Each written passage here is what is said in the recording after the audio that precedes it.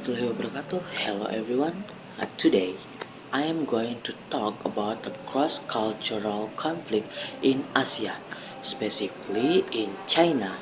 So the conflict I want to discuss about the tension between the Chinese government, which represent the majority Han population, and the Uyghur ethnic minority in Xinjiang. So this is very clear example of a cultural conflict because it involves differences in language, religion, and identity. So in the background, the Uyghurs are a Turkey ethnic group, mostly Muslim, who live mainly in Xinjiang, a region in the in the northwest of China. They have their own language, culture, and religious practice, which are very different from the Han Chinese majority. So, for many years, the Chinese government has tried to integrate Xinjiang into the mainstream culture. They promote the use they promote the use of Mandarin language, and they limit religious expression such as wearing handscarf, fasting during Ramadan, or teaching religion to the children. So the situation has created tension.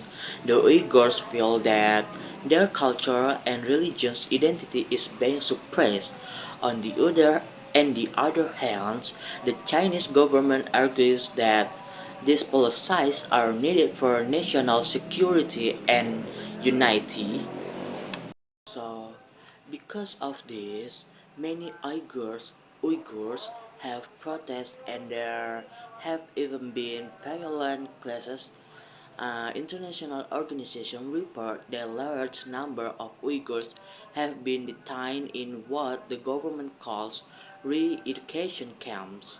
So, the government say the government says these are vocational training centers to fight extremism, but human rights groups call it violation of cultural and religious freedom. So, here we see a conflict.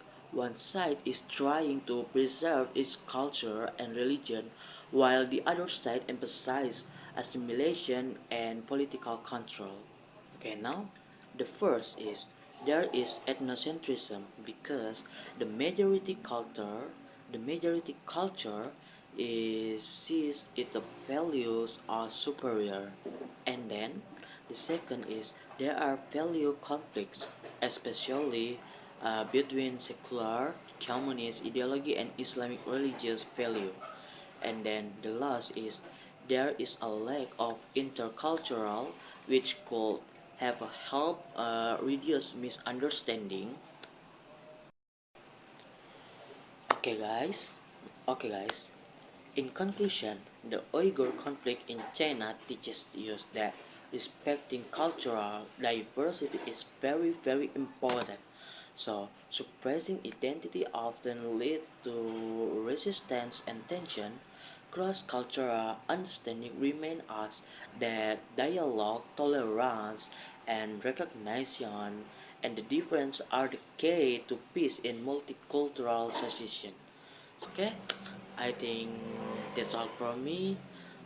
And then I'm so sorry for the mistake of this video. And then thank you everyone for the watching this video, and bye bye.